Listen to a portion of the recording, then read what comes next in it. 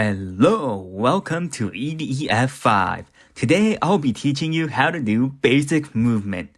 I don't know why you have those toy weapons, but it's probably better if you leave them behind. No? Okay, whatever you say. Oh no, the alarms are ringing. Don't worry, it's probably just a giant insects, I'm gonna die! Oh, I'm not dead. Anyways, so we're all the way back to where everything started at base 228.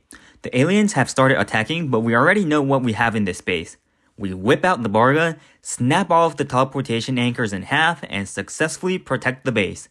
And since we already have the Barga, we bash in the Organis' skull to get ourselves a good head start in the war against the primers. While we're wreaking havoc in the front lines, the professor is doing an excellent job at persuading the higher-ups to use the information we brought from the past. He's also using his knowledge from the other timelines to provide the EDF with overpowered weaponry that would have taken years to make otherwise. I see that you're having a great time with your Isekai protagonist arc, Professor. With humanity taking the upper hand for almost the entirety of this war, it doesn't take long before the 11th mothership shows itself. Is this bad for us? Certainly not. So just like that, we take out the Primer's command center, securing humanity's advantage in this war. Hello, this is the good timeline. We're fighting a winning war, which means that scientists can afford to study the Primers and figure out why they started attacking humanity in the first place. And they do reach a conclusion as to why. But that will take too much time to explain, so I'll cover that in a different video. Of course, we have technological advancements as well. You know how we got the Barga early on this time? Well, that allowed the engineers to study it long enough to create a new version that is even more effective against the kaijus. The fruit of their labor is the armament Barga. It's a Barga that's equipped with cannons that shoot literal death. Organis? One shot. Archelaus? One shot. Siren? One shot. Pretty effective, right? We're feeling pretty good this time, but you already know what happens when we're feeling ourselves a bit too much. So, as usual, the ring appears. As the timeline is being changed, the professor reaches the conclusion that we have to intercept the alien forces just as they arrive in the past in order to reduce their impact as much as possible. And we do find them, along with a guy who's screaming that he doesn't want to die because he just got engaged. Look, I know you don't want to die, but this is an important moment for the rest of humanity as well. So lend us a hand, will ya? So, just like that, we managed to go past the day the ring appears without history changing. Which only leaves one thing we need to deal with, the ring itself. The EDF sends its forces through 3 different routes, but all 3 are intercepted by hordes of monsters that the primers have prepared.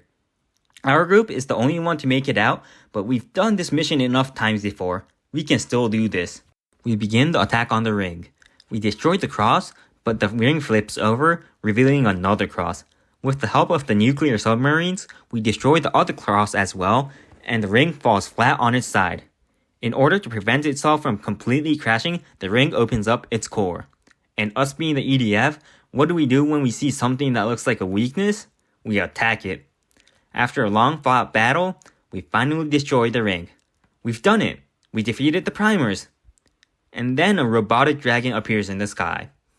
Well, I say robotic dragon, but if you destroy its head, Pepsi Man pops out, so I guess Pepsi Man Dragon is more fitting.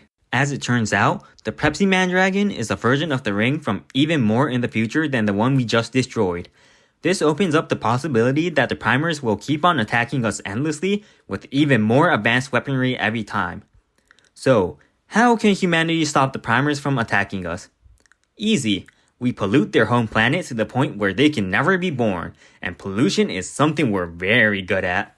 And just like that, we erase the primers from existence. But since the leader of the primers is still right in front of us, a time paradox occurs. To fix this, the universe, or whatever higher being that controls it, decides that the representatives of each race should fight it out, and the remaining ones should survive. The representative for the primers is Pepsi Man.